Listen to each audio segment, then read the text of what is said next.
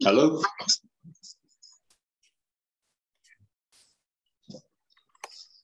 Good evening, everyone. We've just had a bit of difficulty in getting people to enter the room, and we'll be starting shortly. Welcome, everyone.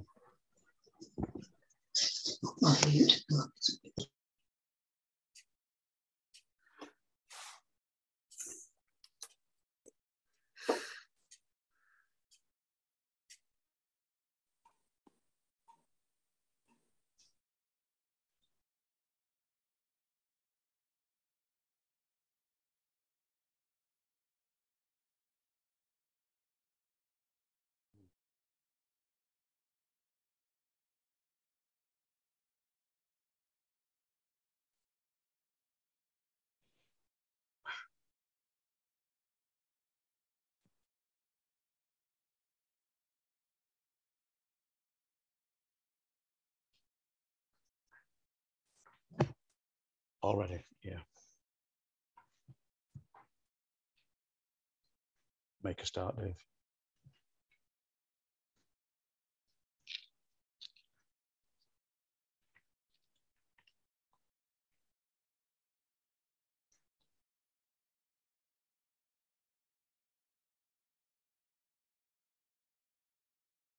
So we're ready to start the meeting, everyone.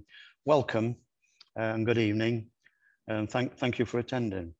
My name is Alan Hooper. I'm the councillor for West Ecclesfield, but I'm also chair of the local area committee of the North. I'd like to welcome you to this online consultation event. The evening's event is being held to report back details of the public consultation on the local area community plan for the North, and to give you, the public, an opportunity to consider those initial findings, test their validity, and identify any gaps. The event is being held online because of the current ongoing situation with COVID. I think we've just missed the deadline for opening up, but this meeting online has been planned for now for 2 or 3 weeks. And we need to protect the public, members, councillors and staff. Before we start, there's just a few housekeeping arrangements to mention for this online event. I will now hand over to my colleague from Democratic Services to set out the details. Thank you, Philippa. Thank you, Chair. Good evening, everyone. This event is being conducted using Zoom as the virtual platform and will be live streamed for the public to view via the Council's Public Eye webcasting site. This will mean that the recording will also be available for people to view later through the Council's website. You should be aware that the authority is a data controller under the Data Protection Act. Data collected during the webcast will be retained in accordance with the Council's data retention policy. Therefore, by entering the virtual meeting room, you are consenting to being filmed and to the use of those images and sound recordings for webcasting. If members of the public do not wish to have their image captured, they should turn off their camera. Alternatively, you can leave the virtual meeting room and watch the live webcast from the Council's meetings web pages. We have a high number of attendees, so to help make the meeting run as smoothly as possible, it is important that all participants in the virtual meeting room have their microphone on mute for the duration of the meeting. At the appropriate part of the meeting, you will be able to indicate the wish to speak by using the raise hand function. The chair will let you know when this is. Please only unmute when the chair invites you to speak. This will help reduce the scope for noise interference. To assist with the smooth flow of the meeting, the chat facility is not available. May I also suggest that all mobile phones and similar devices are switched to silent in order to remove the potential for disturbance when speaking at the meeting. Also, please ensure that you have an appropriate background. Thank you in advance for your cooperation in this. One final thing to mention, a live transcript of the meeting is available by clicking on the live captioning button on your toolbar. Thank you, Chair. Thank you, Philippa. We have a running order and agenda for the meeting, but before I proceed, I would like to outline what's going to happen. I will shortly ask the councillors from the North Lac and the officers to introduce themselves. We will then have a presentation from the area manager, Dave Luck, to report back on the initial findings from the public consultation on the North Lac Community Plan. After this, we will break into groups, there's 4 groups, to discuss the different themes that we have risen, and we'll explain how these breakout groups will work when we get to them. After the breakout room discussions, we will receive an overview of the main discussion points from each group. We will collate all the details after the meeting to inform the final version of the plan. There will be an opportunity for public questions, and I will explain how this works when we get to them. Finally, I will sum up and outline the next steps at the end of the meeting. We've also just one extra item, and that is a very short presentation on the road safety scheme in Outerbridge, and then we will close the meeting. Thank you very much. Can I now ask the councillors and officers please to introduce themselves? We'll call out their name and ask them to unmute and introduce themselves. Start with the Standington Councillors. Penny Baker, please. Councillor Penny Baker. Councillor Penny Baker, Standington Ward. Vickie Priestley. Councillor Vickie Priestley, Standington Ward. And Richard Williams. Good evening, Richard Williams, Standington Ward. Stockbridge Ward. Julie Grocott. Julie. Not in the meeting yet, but Lewis, please. Lewis Chinchin. Evening, Councillor Lewis Chinchin, Stocksbridge and Upper Don Ward. And Francine Johnson. Hi, Councillor Francine Johnson, Stocksbridge and Upper Don Ward. Yeah. East Ecclesfield. Alan. Alan Woodcock, Councillor for East Ecclesfield Ward. Victoria. Not in the meeting yet. She was struggling to get in. Thank you, Alan. And Moya. No. Moving on to West Ecclesfield. Anne. Councillor Anne Whittaker, West Ecclesfield Ward. And Mike. Councillor Mike Levery, West Ecclesfield Ward. I'd like to introduce Dave Luck. Evening, everyone. My name is Dave Luck. I'm the Community Services Manager for the North, supporting the North Councillors. And Jason Siddall. Evening all, my name is Jason Siddall. I'm the Head of Communities and I'm responsible for the North and North East local area committees. Dotted around the screens, we have a lot of other officers from other LACs and services within the council. And we have officers helping with this remote meeting. So can I take this opportunity to thank everyone that's joined us and given up the time on this this evening to hopefully make our meeting run as smoothly as possible. Thank you very much. We'll now hand you back to Dave Luck for the presentation on the community plan as it stands at the moment. Thank you. Thank you, Chair. Good evening, everyone. Now we get to the fun part when I try and share screen. Wonderful. That appears to be working.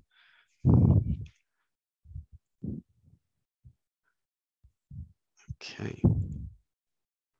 Great stuff.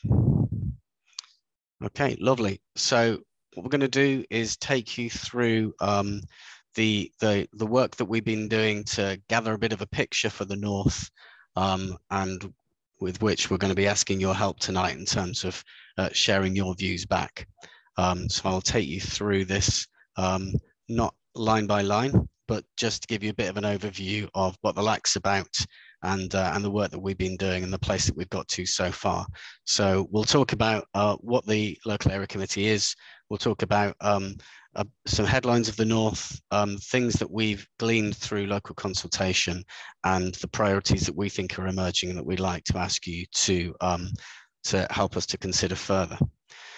So local area committees are a way in which we're inviting the community to get more, to get more involved in their local communities. The idea is that through the process that we're taking you through, we identify and we address local issues. And the idea of the area committee is it's a way of having a greater influence in terms of what the council does in your area and involving you in that process.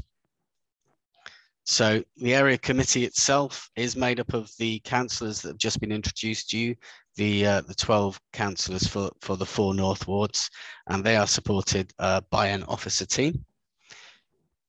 And the 4 wards in question, as you've just heard, are Standington, East and West Ecclesfield, and Stocksbridge and Upper Don. We have a population across the north of just over 72,000. I'm not going to take you through all of these statistics. I'm going to pull some of them out in some of the later slides. But one of the things that's very notable about the north is that it's one of the least diverse areas of the city. It's got 90% white British communities, so it's a very settled community. In terms of a bit of a picture, a bit of a snapshot of the north. As someone who's lived in Sheffield for a long time but not worked in the north, I'm really enjoying getting to know the area. I think it's a hidden gem. It's an area with lots of beautiful countryside and really strong established communities. But we know within that, as you'll know as people who live and work in the area, that whilst it has many great strengths, there are also many needs in the community, and that includes some pockets of deprivation that I'll speak more about in a moment. And the nature of the north being far out from the city centre and rural does bring its own challenges that we'll speak about in a little more. Some of the features of the north is that it has a higher than average elderly population. It's got less unemployment than most areas, but it's got high youth unemployment, generally less deprivation than the national average, and lower crime. But we will speak about some of the particular pockets of deprivation. So each of the wards, if we rank them relative to Sheffield, are less deprived than the average. But if we drill down a little further, if we look at a statistical term called a super output area, where you look down into parts of neighbourhoods, we find that High Green, for example, has 2 of those areas that are in the most deprived 10% nationally. And we know that there's other areas of deprivation in Stocksbridge, Chapeltown and Parsons Cross. So we know that we have challenges within the area. In terms of the sort of nature of the north, where people sort of group people and categorize them, lots of people in the north are what's called suburbanites, so people who have higher occupation and high qualifications, but they're also an above average proportion of people who would be described as hard pressed, so people, for example, who might struggle more with employment. And some of the bullet points here talk about that sort of rural nature of the north, where it talks about connectedness. Some of that is about people's ability to tap into the services that they need. And there's an interesting point there that twice as many people in the north have below average broadband speeds. So we know that whilst it's a beautiful area, the fact that it's quite rural can mean that it's difficult for people in the north to access all the things that we would want them to be able to. So what we've done, starting from that understanding of the area, is then to go out into communities and ask people how they feel about where they live. So through that process, we've heard from 900 people. About 650 of those were people who did an online survey, and about 250 were people who did a paper survey, either through one of our community groups or by us being out and about as a staff team and with your councillors. And of those 900 respondents, just under half of them were in Stocksbridge ward, with the others spread quite evenly amongst the other areas. And when we think about who we've heard from in that process, then one of the things that we're really conscious of, and your councillors are really conscious of, is we've heard from very few young people. And we know that over time, in terms of an area committee, we really do want to hear the voices of young people more. I'm speaking to the head of Stocksbridge School next week, and we really want to make sure that young people are at the heart of how we develop and how we grow ideas and projects for the area.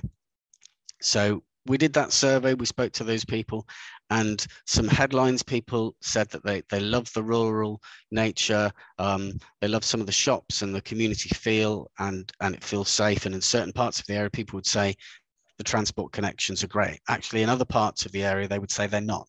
They'd say that's a big issue. So it very much depends which part of the north that you live in.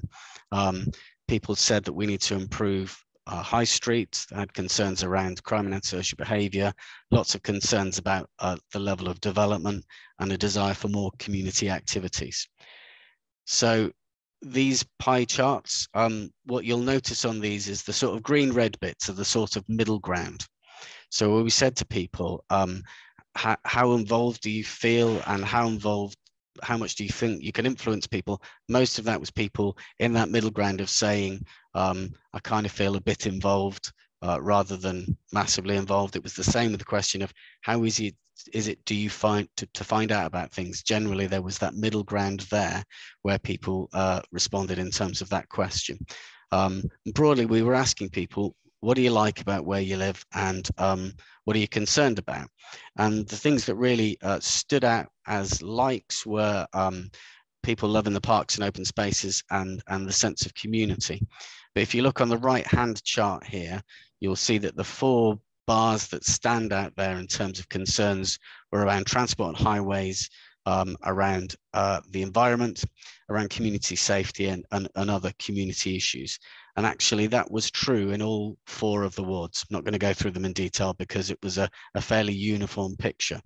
So then when we go down a little more detail into those 4 areas of concern, in terms of transport on highways, lots of concerns around public transport and the quality of the bus network, concerns about road surfaces, the volumes of traffic, particularly in terms of infrastructure around new development, concerns around traffic around schools, and having better walking and cycling routes. And just to say, when you get into your breakouts, if that's your group, then those are some of the areas you may want to pick up on. Your facilitators have got that information. In terms of the environment, overwhelmingly concerns about the cleanliness of the area, desire to have better appearing high streets, lots of concerns about overdevelopment, and about the quality of parks in terms of facilities and cleanliness. In terms of community, we said that community safety was a real concern. Lots of people concerned about levels of police presence. Sheffield has reintroduced neighbourhood policing. We work very closely with them, but we know there's a real concern about the level of police presence, concerns around speeding, antisocial behaviour, within which off-road bikes was mentioned, concerns about theft and burglary, particularly of cars, and about drugs and a sense of how that works sometimes within social housing as well, and people being placed in social housing. In terms of the wider community issues, lots of concerns about having better facilities and amenities, facilities for young people, that point about broadband quality, lots of those concerns that came up throughout about the level of development in the north, and about having a better high street offer and a better balance of shops. So working with your councillors, we've kind of gathered that together into 3 proposed priorities that we want to look to develop further. One is around safer roads and effective transport. One is around a clean and attractive environment, and one is a broad category around a desire for people to live in places that have a really vibrant sense of community. And I just want to mention a few ways in which we want to work as an area committee and as a staff team supporting the area committee that are quite fundamental. And the first is about partnership. Many of you will be involved in different areas of the community, possibly a community group, and that's absolutely fundamental. We're lucky to have the parish councils and the town council who are already very active in the area, but we have a staff team and we have some budget, but fundamentally what we want to do is bring people together to look at these issues and take a very creative approach to think about what practical things that we can do to improve the issues that people have brought to our attention. Some of that will be about not just short-term projects, but around recognizing that some of this work is going to be a long-term challenge. And so at this stage, we're identifying areas where we think we need to understand more, we need to explore more, working with different people. And out of that, we will over the coming months begin to develop very specific action plans and some specific projects. But we're not at that stage. We're at the stage of saying, we think these are the key priorities. We'd love to hear your thoughts within that about what we can do. So just want to identify 3 kind of overarching goals that we would like to work on and some areas that we're looking to explore within that. And again, you might want to talk about this some more within your breakout group. So a desire and aspiration for the North to be a connected place where people can access what they need to play an active part in the community. So within that, we want to understand more about provision for young people, understand what's happening now. And your councillors are incredibly clear that they want young people's voices to be at the heart of that, that work to understand what's happening and what more we can do. The need to look at digital infrastructure and those who are digitally excluded, so they're not online. How can we support that? How can we better share community information around the things that are available? And how can we support those who are in greatest need in the area? And so, for example, your councillors have always supported food banks very actively in the area. That may be one area. Others may be targeting work at particular areas of deprivation as we look to develop projects. A second goal around the North being a safe place to live in and to travel around. In terms of public transport, to understand what people's current experiences are and to see whether we can talk to the providers about improvements they may be able to make, but also to think about whether there are options like developing community transport, see if that's something that as a committee we can support. To look at things we may be able to do around safety around schools, which may include 20-mile-an-hour zones. In each of the 4 wards that we've talked about, there will be a vehicle activated sign in place at some point during this year, which will indicate the speed that people should be travelling to try and help them to keep to that. And to think in terms of the concerns people have raised sometimes about young people and social housing, about how we can work with the housing department to integrate young people well into some areas where they've been placed. Final goal is that the North would be an attractive place with good facilities. So what are the things we can do to support local high streets? Can we improve play facilities? That's something that we've consistently invested in, and I'm sure we can do more on. And what can we do to tackle graffiti, litter and fly tipping? And we have colleagues in the council looking at priority areas and thinking about what practical things they can do in those areas. So as we start to think about the breakouts that we're going to move into at the moment, just to explain the process that's going to happen, we will have another area committee meeting early in March. We expect that to be in person, and we expect that following the feedback that you're going to share with us tonight to formally sign off a plan to think about what we can do about some of those areas that we've discussed. We would then, as a team working with your councillors, expect to do some of that work of exploration over the next few months to work out what are the right projects and what are the things that the committee wants to invest its budget in. So that's the process. What you can do tonight within your group is you can help us to think through what the big issues are within those areas of transport, environment and community. And we'd love to hear from you about what your practical ideas are about things that would make a real difference. Now, one of the things we're really conscious of is you're hearing a lot from us tonight. You're moving into a breakout group. You may want to comment on some of the other themes where you're not in the breakout group. You may have ideas after tonight. So please get hold of us at any stage. That's our email address. If you've got ideas, if you've got questions, then if you email us through that, then we will get you what you need. We will bring your ideas into the process and we'll come back to you with any queries that you've got. So Thank you ever so much. Thank you for your contribution within the breakout. I'm going to hand back to the chair and we'll move on to that element of the meeting. Thanks very much, Dave. I've just got into this meeting. I don't know if I remember what breakout. Am I in a breakout group? Yeah, if you could just mute and I can attend to you shortly, sir. Okay, thank you. Yeah, lots of information in there and lots to do. I've seen the presentation now 3 or 4 times and there's still things that I look at and think about.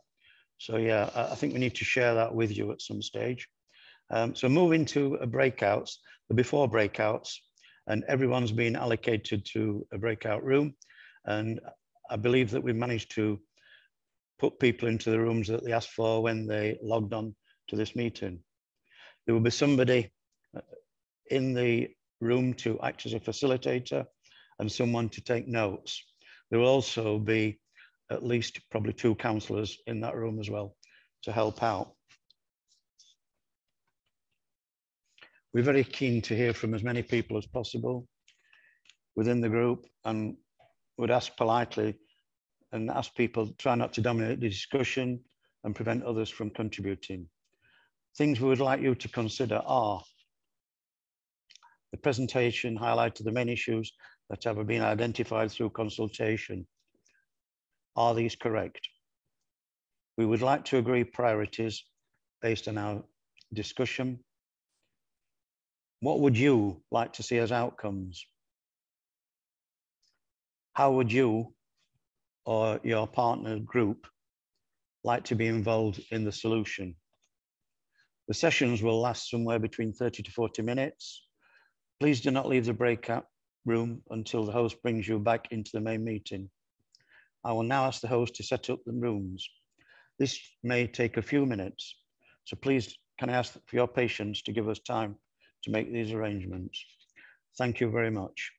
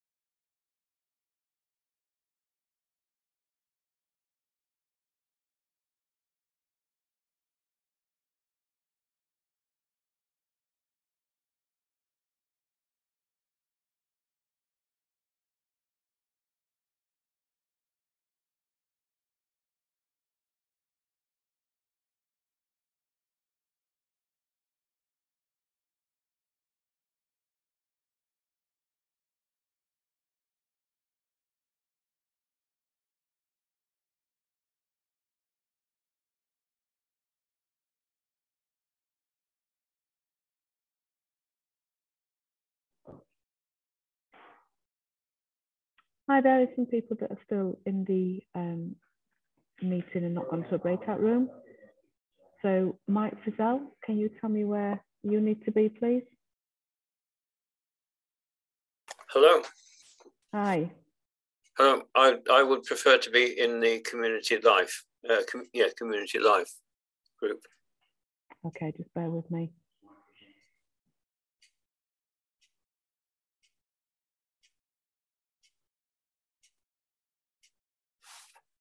Councillor Priestley.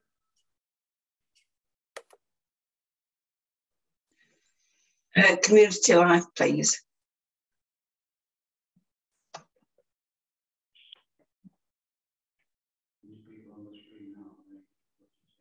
Yeah.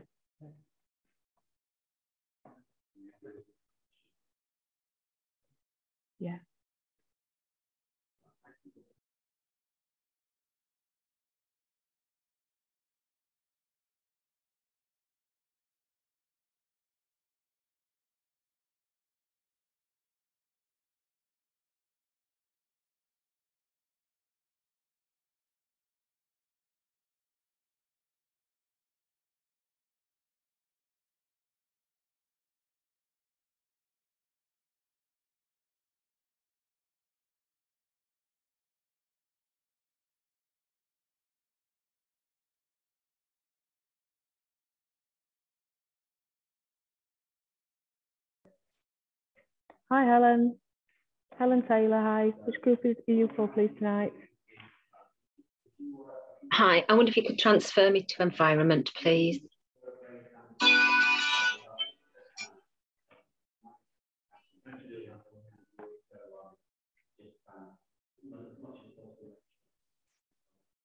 We're trying to do that, Helen.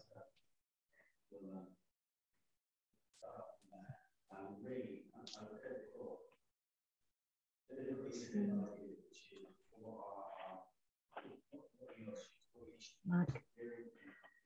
Councillor Levery, are you wanting to go to the community live?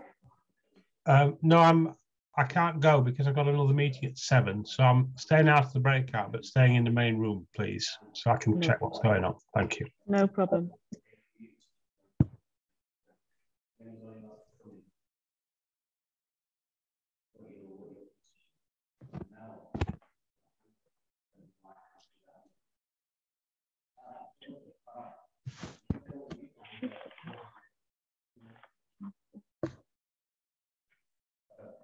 Are we all sorted, Joe?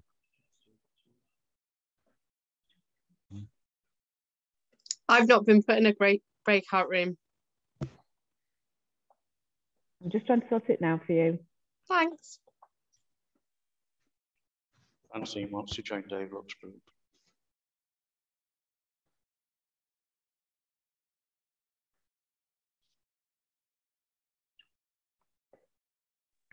I don't mind where I'm put.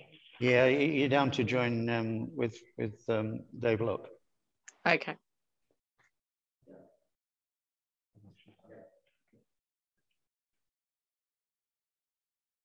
Hi, Jackie.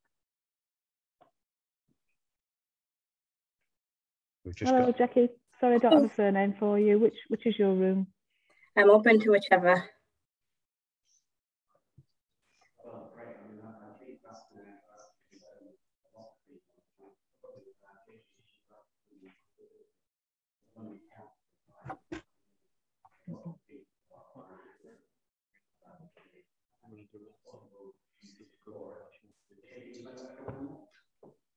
Lauren, do you want to join a group? Mute, yeah. Sorry, yes, I was in the community group 1 but got kicked out. Oh. Are you going back into community group 1, Lauren? Yes, please. Stand by. Sorry about that. Thank you.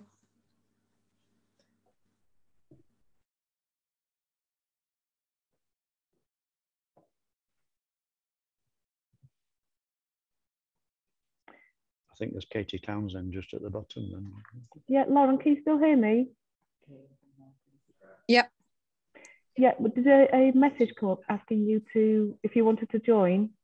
Perfect, yep, got that, thank you. Yeah, can you just press yes for that, please?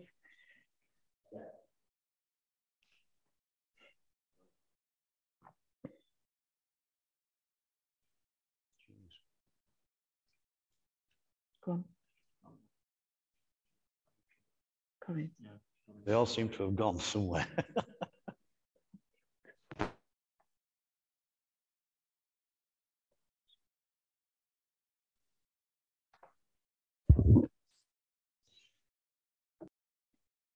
We've got a Corinne as well. Corinne, can you hear me?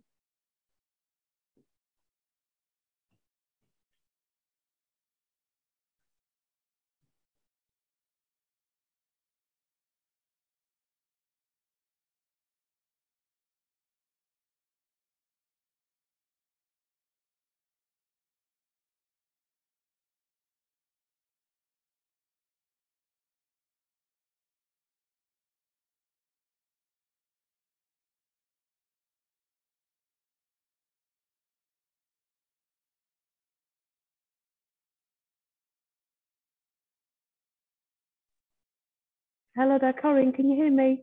Yes. I can, yes. Yeah. Hi, Corinne. Which was your preference, please? I'm not, do you know, I can't remember. Sorry.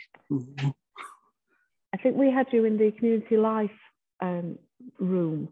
And I think all you need to do, all you need to do is just press yes. Okay, when there's yeah. a message on your screen to say, do you want to join? Okay, yeah, I will. Thank you.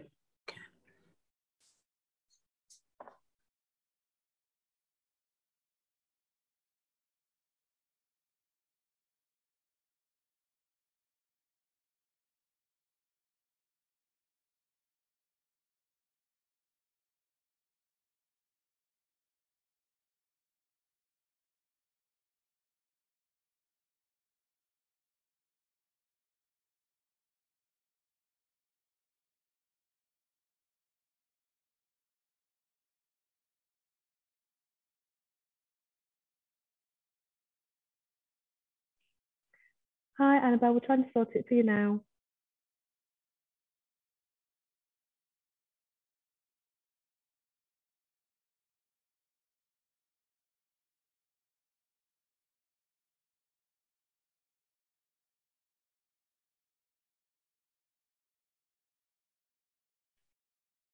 Hello, Corinne.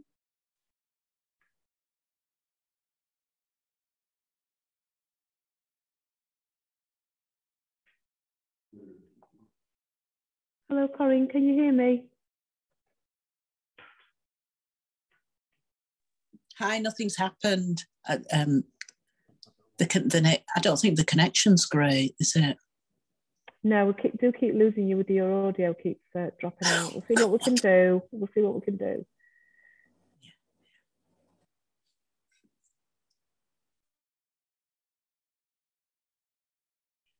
So there should be an invite, Corinne, that comes up on your screen to say, do you want to go to the breakout room? And you need to accept that invite.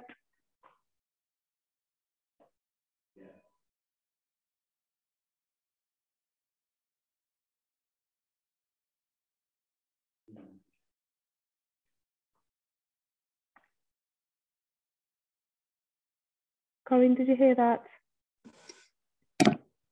Hello? Yeah, hi, Corinne. Did you see a message to say, do you want to join the breakout room? No, there's nothing on my screen. Okay, we've put you in 2 different rooms now, so that should have come up twice. Oh, no, there's nothing. It's blank. Okay, just bear with me. Let me see. No, it's fine. Let me try again. Okay, so look out for it now.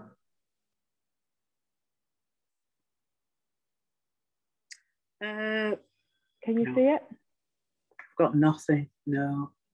Oh. No. No, I've just got a message that says live. Yeah. It just says live. Right. Okay. I'll try it one more time. So just look out at your screen. There should be a message coming up now, really. Oh, okay. That's. Oh, it's gone. It did. It flashed on, but then it, yeah. It's gone again. Let's try again. Yeah, it flashed on and then went left. Sorry, excuse me. Try again.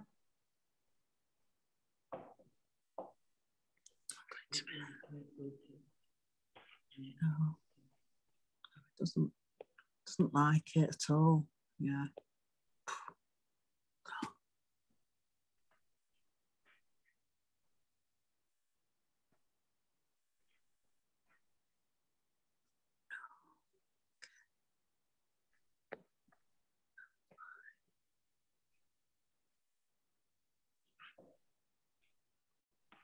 I've lost.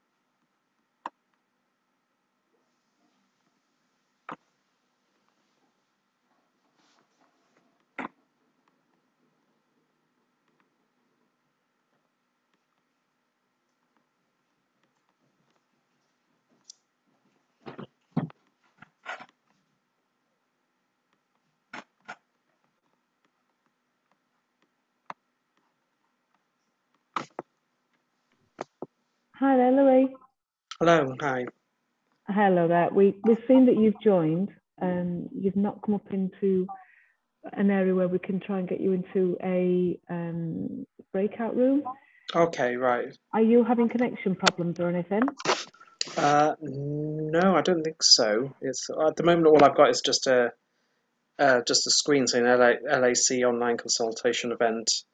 And then it just says the consultation event has now moved into breakout rooms. The main meeting will recommence. Yeah, that's how it should look, unfortunately. But I'd like to try and get you into a breakout room. Which one would you prefer if we can sort that out for you? I think the parks and environment one I think would be the preferable if possible. Okay, if you could just mute yourself for now, and we'll try and see what we can do with that.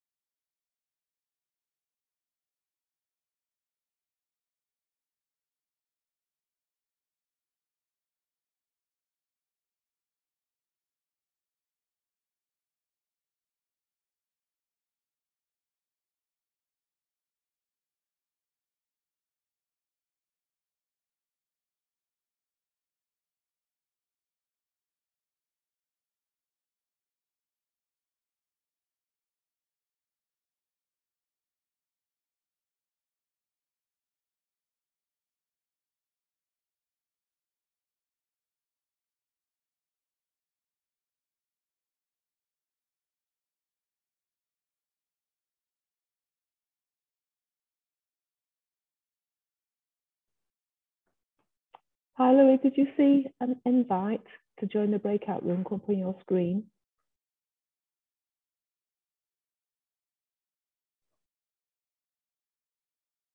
Can you unmute yourself, Louis? Did you see an invite come up on your screen to join the breakout room?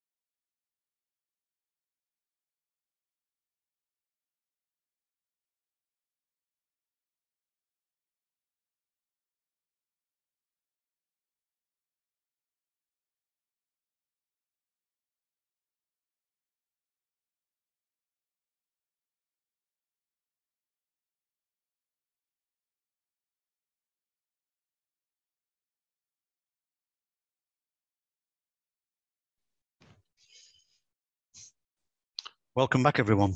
Back from the other side. I hope the groups went well. I joined each group for a short while. Seemed to be flowing okay. Plenty of questions asked, plenty of answers given, and plenty of questions that remain. If we can move back to each facilitator of each group, if I could start with Lindsay Hill. Lindsay, you could report back, please. Yeah. Hi, thanks, Councillor Hooper. So we talked about it as with transport and highways, and they were really passionate. We had lots of conversation about that, and the majority were around the public transport aspect of it. So it's what everybody's been saying for a long time, particularly around the rural areas of Standington, Outerbridge, Stocksbridge. What they mentioned, most of people's experience was around the changing of services, the commercial aspect where it's done to the commercial with withdrawals of services and things, but not to what people actually want. Long bus routes or long journeys in linking up with different types of public transport across the city, where there's an issue around Hillsborough being in the central like, and then North being outside of that, and making sure that that's joined up because you need that linking through to get to those areas. Lack of communication, no info time, no timetables from a lot of the bus services was a big issue.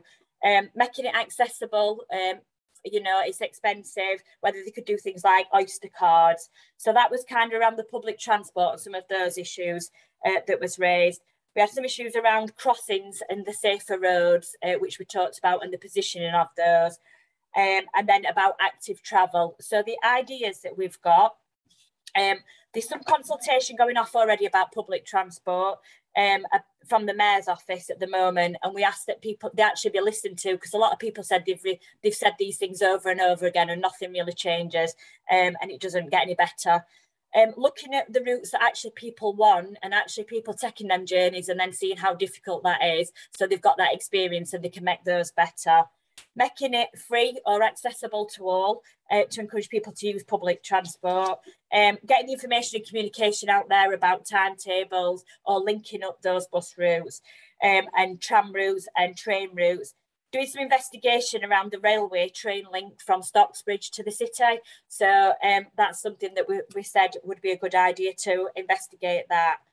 And then regarding the crossings, was about where the type of crossings that are in the areas like Standington and Outerbridge, and then the positioning of those crossings, and not just relying on statistical information to put those crossings in or change the crossings or put a sign up. So what we were recommending were that actually we review where those crossings are and the type of crossings, and go from the person's experience. There's lots of near misses. People actually find it difficult to cross roads, so going from that perspective, as opposed to the statistical data that highways use to make those decisions.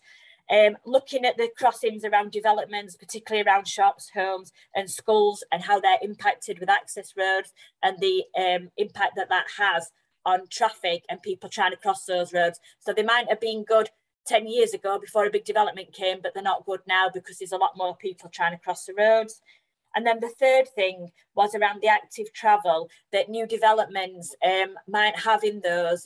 There's one at Deep Car where it was wrote in their development that they'd put a cycle route in there, but it hasn't yet been delivered. So one of the ideas were to make sure that developers fulfill their promises around when they've committed to put in some active travel or some healthier travel like cycle routes, that they actually deliver those. So to make sure we do that. And I think that's about it. Loads of other things that people have mentioned, but we've got all those captured in the notes. So thanks ever so much. Thank you, Councillor Hooper. Thank you, Lindsay. I think if you talk to all the councillors here, a big part of their casework is road traffic and issues around highway safety. So yeah, it's probably what we echo, but yeah, we need to do something about it as a lack. Thank you very much. Jason, if we could turn to you now, please. Thanks, Councillor Hooper. Yeah, we had a really good conversation in the environment group.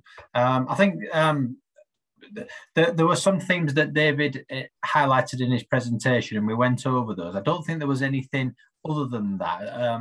So some of the feedback that we had from the consultation, it seems, was pretty accurate, because the members of the group felt that they were, you know, the main subject areas, which was around concerns about around cleanliness and dog fouling, etc., appearance of high streets, overdevelopment and parks issues. So in terms of the main conversation that we had a really good conversation about parks. People felt that they were a place to connect, that we should preserve them, especially post-lockdown. They were a real part of the local community.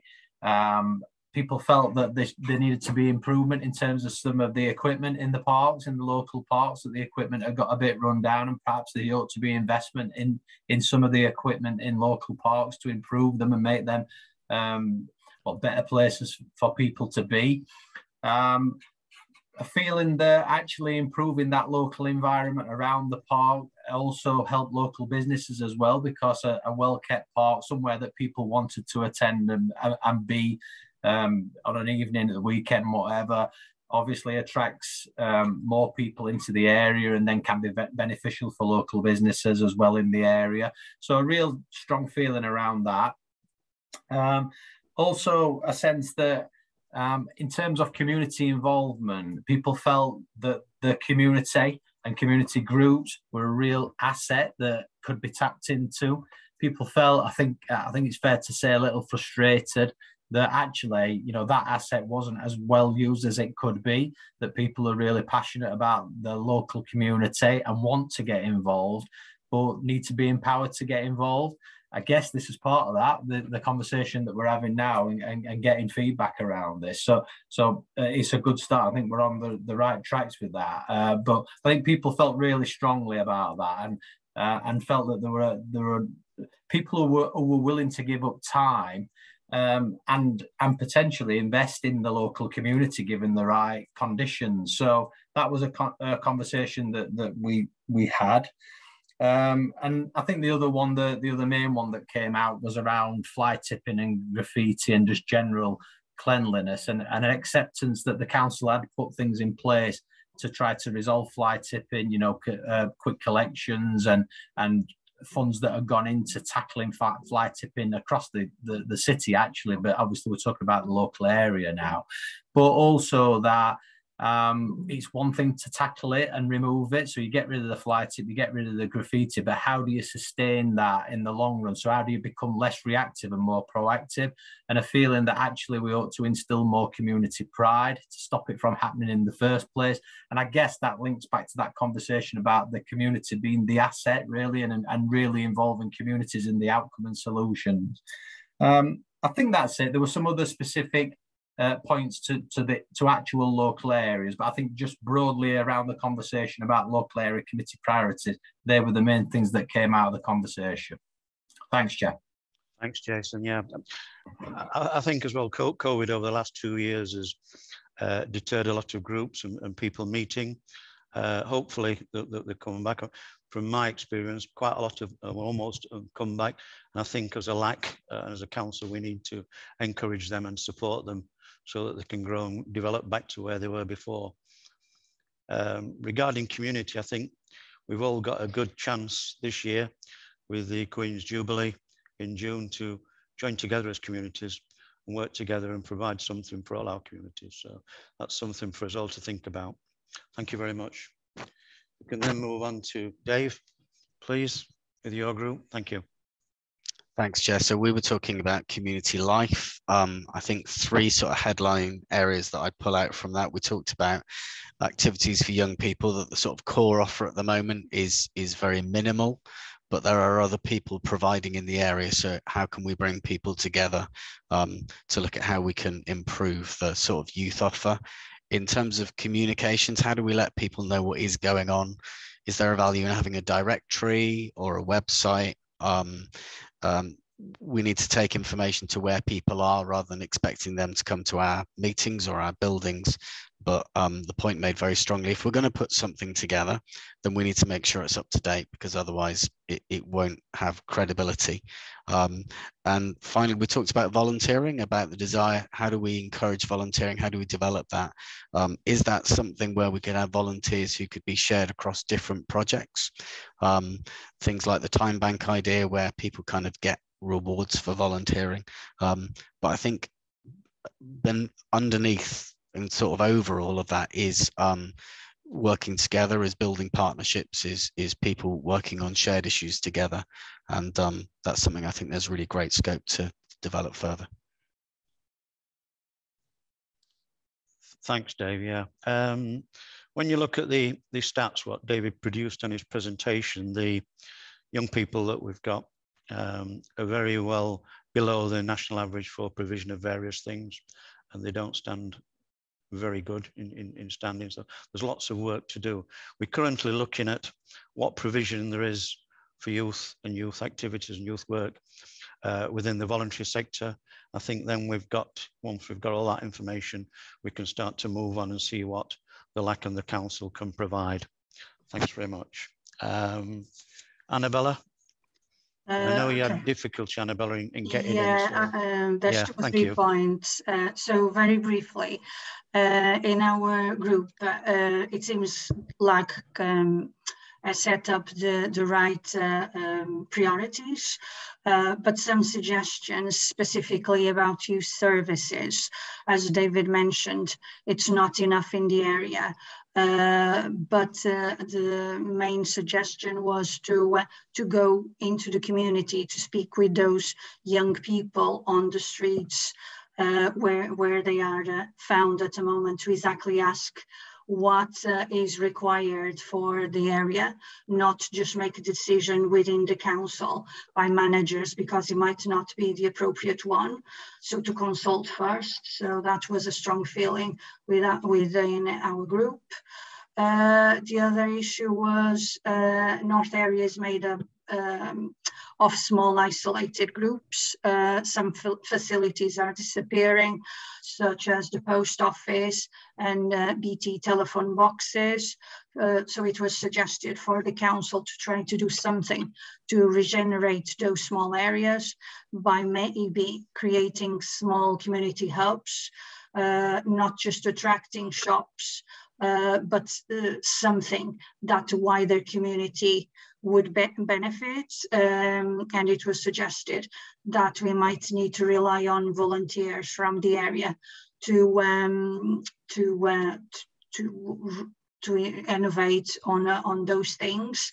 And then it was also discussed that people who feel isolated in the area could probably be encouraged to volunteer in that way, kind of a win-win situation, allowing that person isolating to participate in the community, to make friendships and also help the community. That's basically it. Yeah. Thank you, Annabella. Yeah, picking up from that, yeah, I think because of the nature of the north, I think we have issues which you've touched on, the transport and isolation through transport, isolation through being able to access service, and I think added to that is the isolation because of the digital and broadband provision in the rural areas, and in some of our urban areas we have issues. So thank you very much. I think from what we've gained from the 4 breakout sessions, there's lots of information. It's reinforced some of the areas where we're going, but give us some more information and questions that we need to re-ask ourselves of how we progress this to a conclusion in 6 weeks' time. So thank you very much. We are actually on time, everyone. So we'll now move on to public questions. And the first one I've got is Lewis Farrington. Lewis, if you want to ask your question, please. Right, sorry, I don't have it with me, but I can paraphrase it. I mean, I can read it out for you, Lewis. If you don't mind, yeah. Okay. It's obviously about Rivlin Valley Park. Thank you. Very specific. Yeah, your question is, when and how much will we see spent in improvements to Rivlin Park and Rivlin Water Park, which are tired and degenerating or in disrepair? So that was the question that you asked, Lewis. Yeah. Yes, that's right. Yeah. Is that okay? Do you want to add anything with that? No, we did have a discussion, you know, in the breakout room. Okay. I unfortunately had to join the meeting a bit late. I did mention to the organisers just because I had to work back late, but I specifically mentioned Rivlin Park in that. And it's a great asset for the community, but also for wider Sheffield community. I mean, during lockdown, we had a lot of people visit the area, in the summer with the splash area, the water park area, that's very popular with young families, again, probably coming from other areas, but they are looking very tired, and obviously parks are a great asset to our city, and but if we don't maintain them and obviously ensure that they are improved, then they no longer have the same appeal, and obviously I'm just mindful that other parks in other parts of Sheffield have had quite a bit of money invested in them, so that's what's led me to ask that question. Thank you very much. Does one of the Standington councillors want to respond, or perhaps you know more a bit about this, the relevant part, than I do? Alan, I can do that. Thank you, Penny. Thank you, Penny. I've already spoken to Lewis in the breakout thing. I'm not sure exactly what the amount of money is at the end. I know it's a joint funding between lots of different units that have been brought together, including the Section 106 money that the councillors have given. And I'm not 100% sure, but I think that's something like the Section 106 money was something like 30k. I don't know whether my colleagues they're nodding at me. So it'll be quite a large amount of money. As we said, the consultation finished in September. We're waiting for the final plan to come out, and we'll take it from there. Hopefully not too long now. But it is a sort of area that people travel to come to, a destination park. And we've also got the allotments along the valley and other things. Parking is an issue, but we've got a really good cafe in there as well. And we've also had issues with the toilets in the park. The disabled toilet's been out of action for a while. I understand that's back and up and running now, but we are keeping our eye on it, as we are our other parks. And hopefully, when I get the figures, Lewis, I'll let you have them. Okay, thank you. Great. Thank you very much, Councillor Vickie. Yeah, one of the themes that we're looking at and Strand is improvements to park, and we're looking at perhaps setting aside monies to actually ensure that the parks are maintained, because often various pieces of equipment become unsafe or whatever, disrepair, and hopefully we can get them back into service more quickly. And hopefully by the time the spring and the summer comes around, when the youngsters want to use the equipment, we can have parks that are fit for purpose. Thanks for your question, Lewis. Thank you very much. Thank you. If I could move on to Ian McHugh. Ian, I'm not sure whether you want to ask a question, but you asked some time ago about public meetings and things. If you want to add to that, you're quite welcome to do so now. I did give you an answer by email, but if there's anything else you want to add, I will take that now. Yes, I think, well, I raised a number of issues about tram and bus connections, but I think those have been quite thoroughly covered in the transport, in that section. But there was a very specific thing about the original intention was for tonight's meeting to have been at Standington Community Centre. And the point I was making was that although it might sound a very sensible place to meet to somebody who's not from Standington, that actually it's quite difficult to get to. It's quite dark, it's quite unsafe footpath access, no public transport access. The buses don't go anywhere near it. So if I could just make a plea for future venues for public transport and safe pedestrian access to be kept in mind. Thank you. Yeah, Ian, I totally agree with your comments. We had the problem over the winter and during COVID of actually contacting suitable venues because of the social distance required. Schools didn't want people going in, and so we were left with very little choice. Certainly in Standington, that was the only option. If we can get back to some sort of normal meetings where people can sit in rows and more closer together, not social distance, we'll be able to use many more, hopefully, facilities and take into account the points that you've raised. Thank you very much. Thank you. Derek Morton, I've seen your hand up. I'll just take this other question. It's a written question. It was not here tonight, and it's about the Blackburn Valley Cycleway, and it's come from Dennis Patton of Chapeltown. It's a written question, and there's been problems up there of the cycleway into disrepair. It's part of the Transpennine Trail, and it runs from Chapeltown down to Meadowhall. And over the last 2, 3, 4 years, it's become impassable because the cycleway is just disintegrated to nothing. I'll read his question out. It's in 4 parts. Given the acknowledged strategic importance of the Greenway, why has this project not been finished? Sheffield City Council received millions to promote and construct cycle routes, but this Greenway was not included in any bids since 2013. Why? The completion of the Greenway is now relegated to strategic to being developed as part of the planning obligation for the Smithywood development, which states that a new section of cycle lane must be built with every new phase of the development. Why the relegation to a piecemeal approach? And finally, the Duke of Norfolk agents have promised to repair the mud heap, but have not committed to finishing the service to acceptable standards. Over the last couple of days, we've had some feedback regarding the cycleway, and there has been some work done. Quite a lot of hardcore has been put down. It doesn't look finished, but certainly it's passable. So I will report back and see where we can go with that. Derek, is yours a question? You're muted. Sorry, yes, it's Sue Morton again. Oh, sorry. So can I just keep you there a minute and just read a couple more of the public questions that's been written into us, and then I'll come to you. Thank you. I've got 2 questions, and it's Mike Frizzell. Mike, do you want to raise these questions? Have you got a copy of them there? Yeah, I raised a question. I wanted to know if the councillors on the LAC committee can comment on issues that we've got relating to poor access to GP surgeries in our area.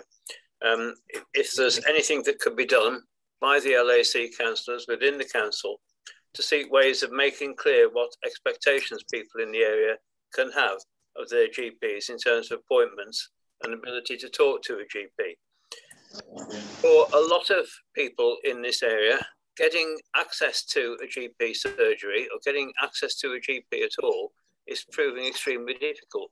If they can get an appointment, and I've certainly heard many people complaining of endless periods waiting on a telephone and then being cut off before they get to the top of a list. But if they can get there, they don't get any assistance. They almost never can get a face-to-face appointment, and many, particularly older people, are uncomfortable describing things in detail to a faceless telephone. And if they get an appointment, normally they're told it will be at some time between 10 and 12 AM, for instance. Working people find it extremely difficult to make vague times like that, and it's quite hard for people to fit in with it.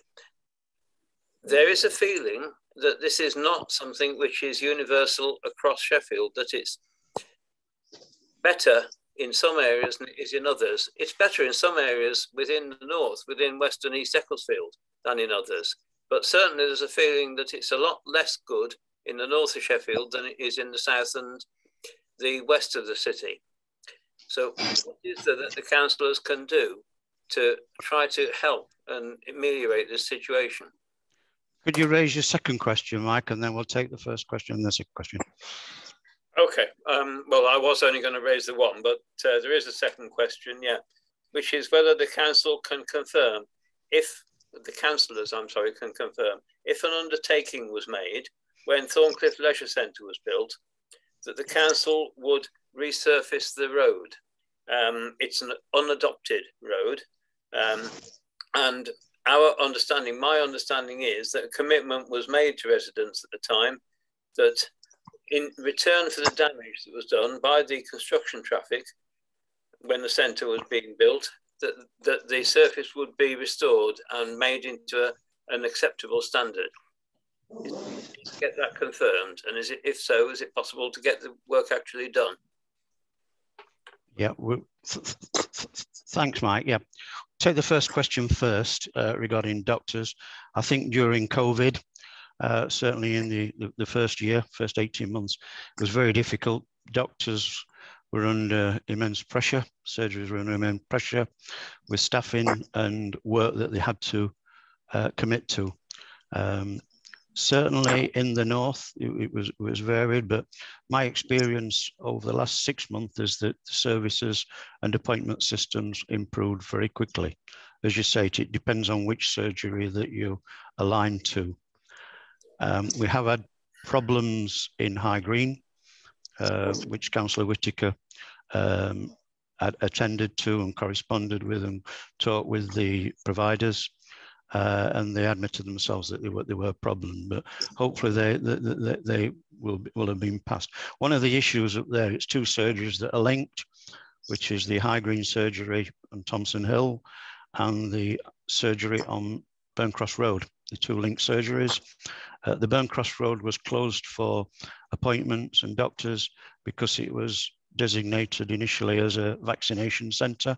So all the patients were transferred up to High Green, and they had problems with staffing, COVID, etc., etc. I don't know what the situation is now. Anne, would you like to comment on that, or before we move on with that one? Because of problems that people were having getting appointments going back a bit, I did get several complaints about the practice in High Green.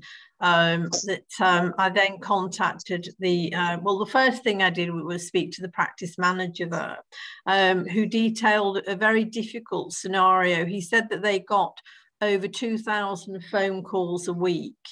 He also said that because appointments were difficult, that the staff came under a lot of abuse. So they then had staffing issues because staff left. They didn't want to come to work every day just to be abused. So they left. And then he said that word gets around, it's on social media, so nobody wants to apply for the role when they've got the vacancies, so they can't fill vacancies. They'd had a doctor retire, they'd had a doctor go on long-term sick, they'd had a doctor go on maternity leave. Also, as Councillor Hooper said, they were very much ingrained in the other practice doing the vaccinations. And on one hand, they were getting lots and lots of praise about how they were doing the vaccinations. And on the other hand, getting lots and lots of criticism about their appointments. I referred it to the Sheffield Clinical Commissioning Group for their take on it, and they sort of said that, you know, the level of services in most GP practices throughout Sheffield far outstripped, you know, that the demand far outstripped the supply, and that they were working alongside practices. And they did admit that Chapel Green was, you know, was one that had been highlighted that did have, you know, major problems, and that they were working alongside them to try and improve those problems. Also, the practice manager said that when they have to have locum doctors in, those doctors don't have anywhere near, because they don't have a vested interest in the practice, then they don't do, you know, they're not prepared to put as many hours in and things, and that can cause issues.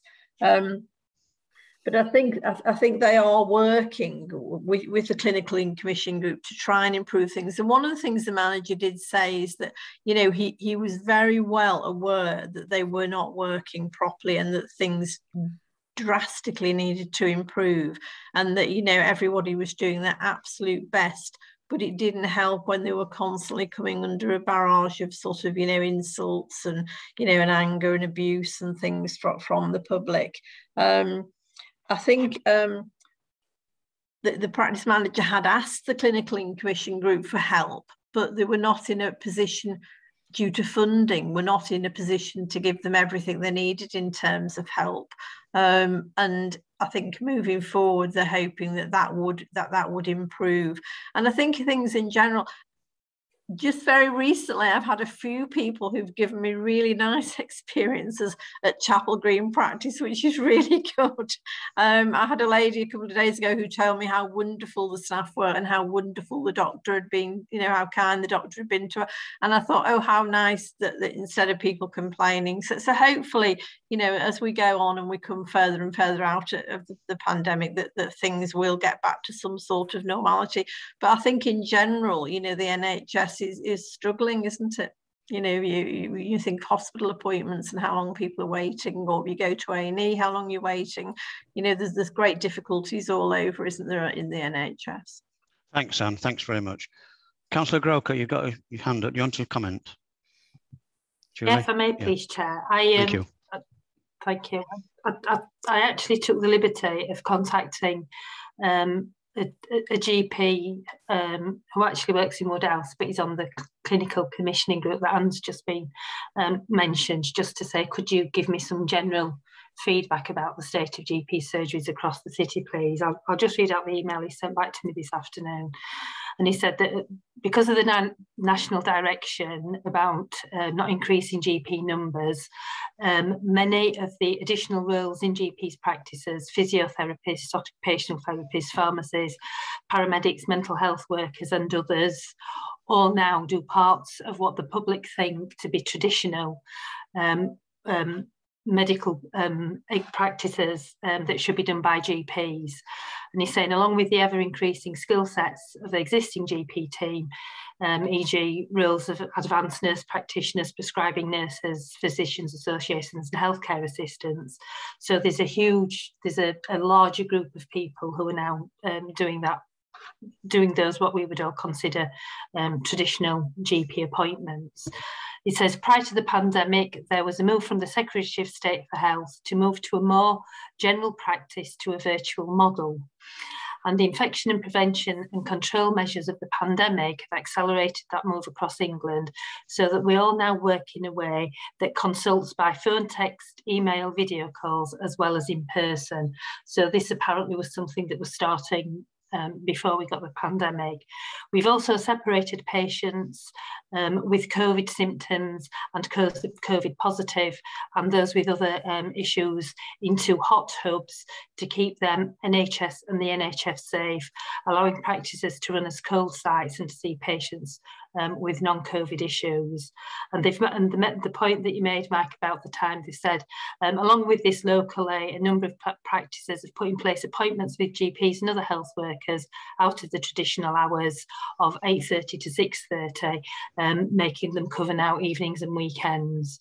So there is a lot of work going on, but I think the thing I picked up from this was the way that we've all traditionally thought, there's something wrong with me, I'm going to go into the doctor and get it seen, is not the way that the NHS is moving, and that, you know, the phone calls and what have you will become more and more a routine way to actually access senior GP in future.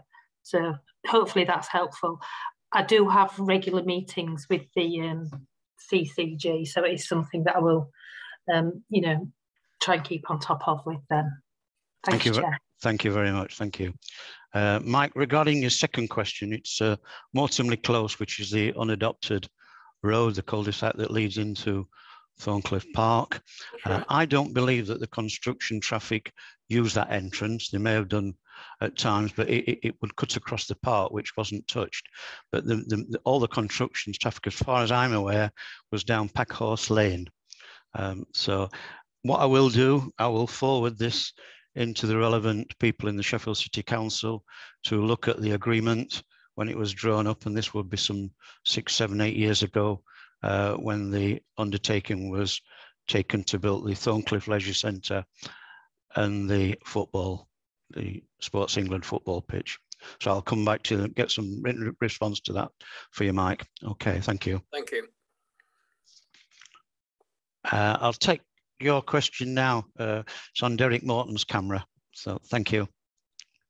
No, it's okay. I think it's been quite a long meeting, so it was just a comment that we're quite an unrepresentative group, and I would hope that there's more input than ours into a plan that's going to affect an awful lot of people. That was the gist of what I was wanting to say, really.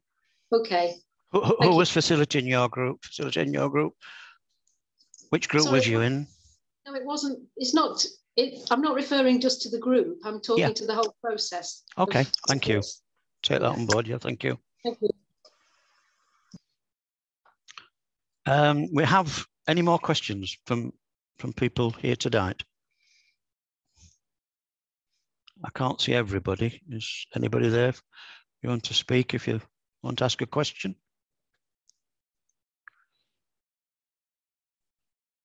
Alan Woodcock, Councillor Woodcock.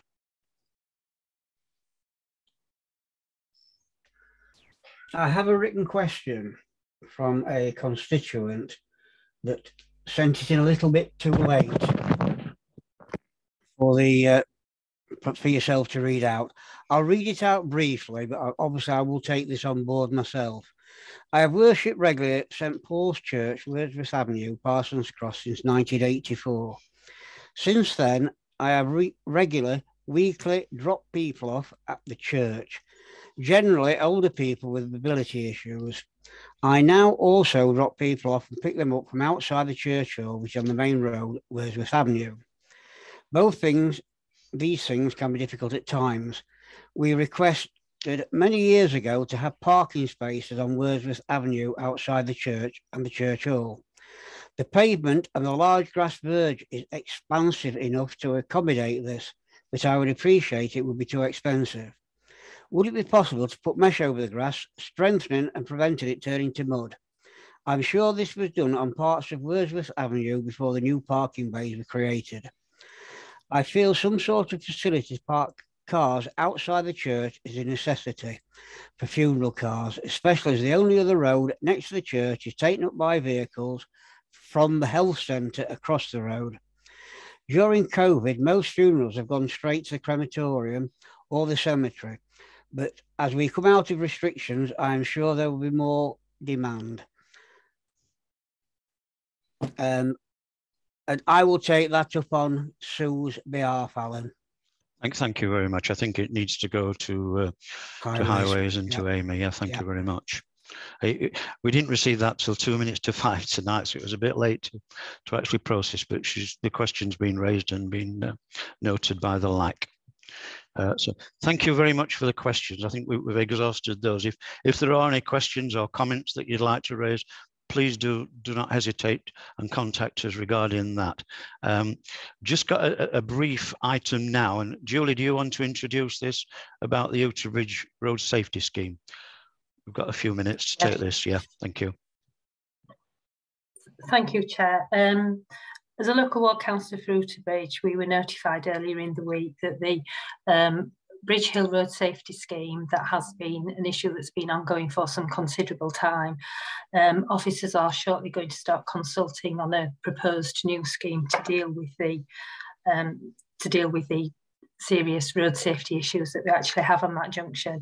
Basically, the scheme will be to put in what is called a Dutch-style continuous footway that will go across the bottom of Bridge Hill. This will be a raised footway, meaning that vehicles coming down Bridge Hill will have to slow down and stop for that and check for pedestrians because they will have the right of way. And there will also be an experimental traffic regulation order put in place to make the bottom of Bridge Hill a right turn only. There will be more information and there will be a consultation on this, but I just thought as we got to that meeting tonight, I'd just give everyone the heads up. So if that is somewhere that you drive around regularly, you certainly want to look out for and make sure you're engaging the consultation. Thank you, Chair. Thank you. Thank you very much. I'd just like to summarise now. I think we're almost on time. We've done very well, actually. I would like to thank everybody that's joined with us tonight. I hope you've all had the opportunity to contribute. Certainly, I think we've gained quite a lot. I think basically we're on the right road, but there may be a few tweaks. And I say we will meet face-to-face in person in just under 6 weeks. 6 weeks is yesterday.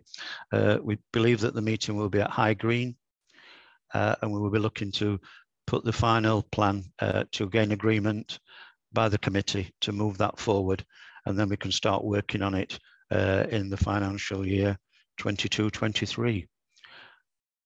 Thank you very much for your attendance. Have a safe journey home if you're not at home. Most of you are. And stay safe. Thank you very much. Good evening, everyone. Bye. Good evening, everyone.